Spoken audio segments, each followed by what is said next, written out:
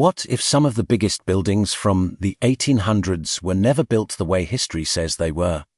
Across the world, there are old photographs showing massive structures with doors and windows buried below the street, entire lower floors hidden underground, and staircases leading downward into what looks like the original entrance of the building. You can find examples in cities like Chicago, Seattle, Moscow, Prague, and even parts of London, where parts of older buildings seem strangely sunk beneath the modern streets. Some of these images are completely real and historically documented in Seattle. During the late 1800s, the city actually raised large sections of its streets after severe flooding problems, leaving the original ground floors of many buildings underneath the new street level. Today, tourists can still visit the underground sections of the old city through the famous Seattle Underground tours. Chicago went through something similar during the 19th century, when entire streets and buildings were lifted to improve drainage and sewage systems. Historical records confirm that engineers literally raised parts of the city several feet higher, while older entrances and lower floors became partially buried over time.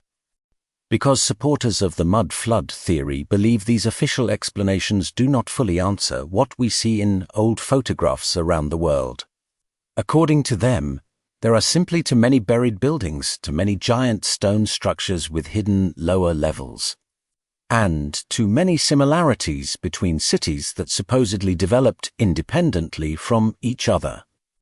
Some researchers believe this points to a forgotten disaster, something massive that may have covered entire cities in mud and debris sometime before modern history was fully documented. Others believe the answer is much simpler, arguing that old cities constantly changed street levels, expanded infrastructure, and rebuilt over previous generations of construction.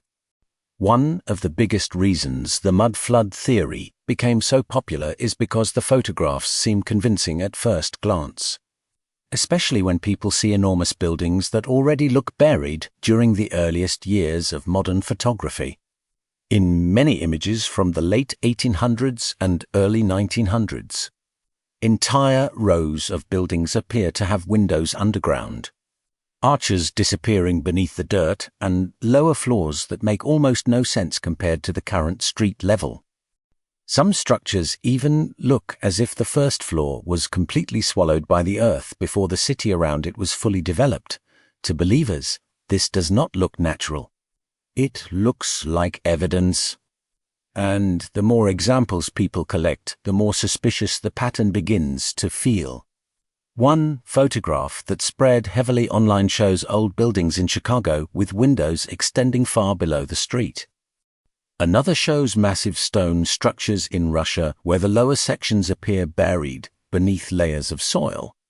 Similar images appear in Europe, the United States, and parts of South America, leading conspiracy researchers to argue that this could not have happened independently in so many different places. Some of them believe these buildings belonged to a forgotten civilization, often connected to another controversial theory called Tartaria, which claims there was once a highly advanced global empire erased from mainstream history.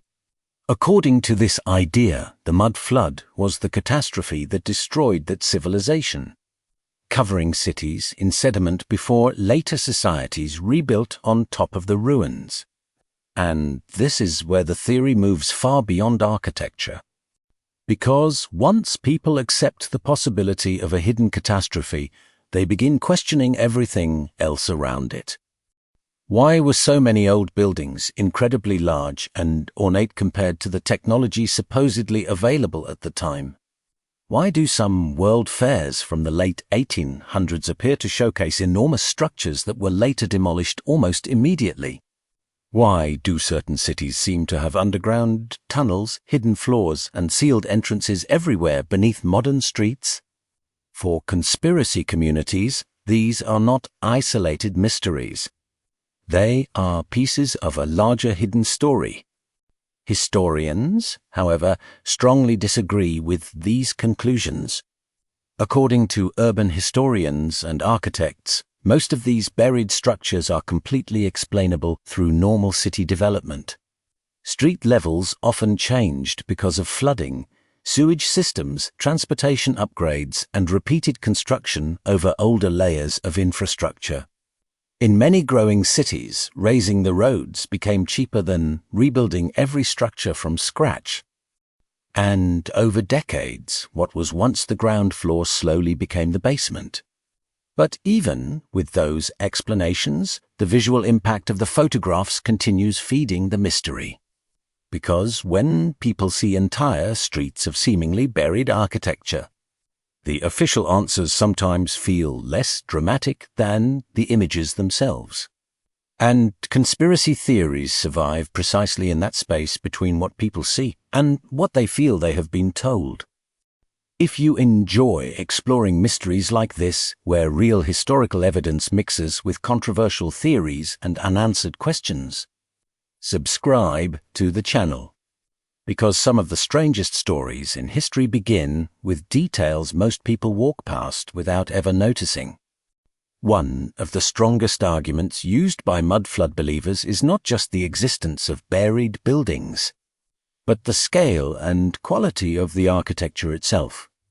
Because many of these structures were built during a time when cities supposedly had limited machinery, primitive transportation, and construction methods that seem almost impossible by modern standards. When people look at gigantic stone buildings from the 1800s, covered in detailed carvings, massive columns, domes, underground tunnels, and heavy granite blocks, they begin asking how entire cities could have built so much so quickly with the technology available at the time. And this is where suspicion starts turning into conspiracy. Supporters of the theory often point to old photographs showing cities under construction with very few workers visible. Almost no modern equipment and huge buildings appearing finished in surprisingly short periods of time. Some claim the structures were not actually built during that era at all, but were already standing long before official history says they were constructed. According to the theory, later societies may have simply occupied existing buildings left behind after a massive disaster. To them, the buried lower floors are not basements. They are the remains of the original ground level. And some examples genuinely make people stop and think. There are churches in Europe where large windows sit completely underground. Government buildings with staircases descending several meters below the current street. Entire underground shopping areas beneath older cities. In places like Paris, Rome, and Prague. Layers of older civilizations really do exist beneath the modern surface, creating the feeling that cities were built on top of forgotten worlds. The difference is that mainstream archaeology sees this as normal historical layering. Ancient cities constantly rebuilt themselves over older ruins. Fires destroyed neighborhoods. Floods changed landscapes. Wars erased sections of cities. And over hundreds or thousands of years, streets naturally rose higher and higher. Rome is one of the clearest examples of this process. Archaeologists have documented multiple historical layers beneath the modern city, with roads, homes, and temples buried below newer construction after centuries of rebuilding. But conspiracy researchers argue that some 19th century examples feel different, too sudden, too widespread, too consistent, especially because many of the photographs appear during a relatively narrow period of modern history. This has led some people to believe the event happened far more recently than historians admit, possibly sometime in the 1700s or early 1800s, before photography became common, but after enough global civilization already existed to leave behind advanced infrastructure. The problem is that no direct historical record confirms a worldwide mud flood catastrophe ever happened. No, global newspaper reports. No scientific evidence of a planet-wide sediment disaster from that era. No archaeological layer connecting all these cities to one single event. And yet, the visual mystery remains powerful enough that millions of people continue questioning whether something about the past still does not fully add up. As the mud flood theory continued spreading online, researchers and conspiracy communities began focusing on one question more than any other. If a massive catastrophe really happened, why does almost nobody remember it?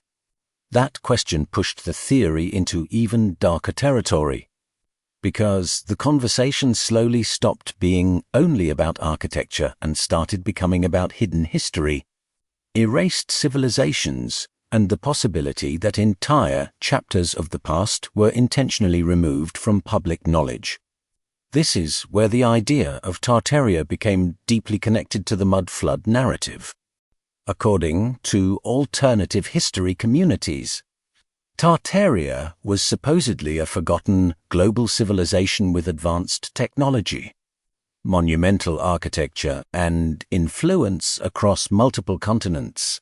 Supporters claim traces of this lost empire still appear in old maps, giant government buildings, cathedrals, train stations, and World Fair architecture from the 19th century. They believe the mud flood was part of the collapse of that civilization. And for many people discovering these theories online, the old photographs seem strangely convincing when placed beside historical maps and images of gigantic, abandoned-looking buildings from the industrial era. Some researchers point toward old maps that use the word Tartary across parts of Asia and Russia, arguing this proves historians intentionally erased the civilization from modern education. But historians say the explanation is much simpler. Tartary was not the name of a secret empire. It was a broad geographic term used by European mapmakers to describe large and poorly understood regions of Central Asia and Siberia, similar to how unexplored territories were labeled on old maps throughout history. Still, the mystery keeps growing because conspiracy theories rarely survive through evidence alone. They survive through emotional doubt. And the mud flood theory creates exactly that feeling, because it combines real photographs, real underground structures, real historical rebuilding projects, and genuine gaps in public historical knowledge. Most people are not experts in urban archaeology, 19th century engineering, or architectural history. So when they see buried windows and giant underground hallways, the official explanations can sometimes feel incomplete or overly technical. The internet amplified that uncertainty dramatically. Videos comparing old photographs began reaching millions of viewers. Online, creators connected unrelated historical events into larger narratives. Images of underground cities, abandoned tunnels, and sealed entrances spread across social media alongside claims that modern society inherited buildings it never truly built. And once people emotionally accept the possibility that history hides one major secret, they often begin suspecting that many other parts of the official story may also be false. That is why the mud flood theory became larger than architecture. For some, it represents a deeper fear that humanity may know far less about its own past than it believes. But there is another side to this story that often gets ignored completely. Because when experts began carefully investigating the specific buildings used as proof of the theory, many of the mysteries started revealing explanations that were far more grounded in engineering, economics, and the chaotic growth of industrial cities. When architects, historians, and urban engineers began responding directly to the mud flood theory, they did not deny the existence of buried buildings, underground floors, or strange-looking architecture. In fact, they openly confirmed that many cities really were partially buried over time. But, according to experts, the reason had nothing to do with a hidden catastrophe. It had everything to do with how dangerous, crowded, and poorly designed many 19th century cities actually were. During the industrial boom of the 1800s, major cities grew at explosive speeds. Streets were often muddy, uneven, flooded with sewage, and filled with waste from both humans and animals. In some places, diseases spread rapidly because drainage systems barely existed. Entire neighborhoods sat only slightly above water level, creating constant flooding problems. After heavy rain, cities had to adapt quickly. And sometimes the solution was surprisingly extreme. Instead of demolishing every building and rebuilding from scratch, engineers often raised the streets themselves. New layers of dirt, stone, and pavement were added on top of the older ground level while buildings were modified to match the new elevation. Entrances were moved upward. Basement areas became storage rooms. Windows that once sat above ground slowly disappeared beneath the new streets. This process is historically documented in multiple cities. In Chicago during the 1850s and 1860s, engineers literally lifted entire buildings using thousands of jackscrews so the city could install modern sewage systems above the swampy terrain. Some structures were raised several feet while daily business continued inside them.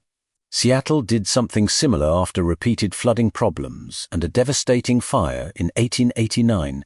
The city rebuilt at a higher street level, leaving portions of the older city underground.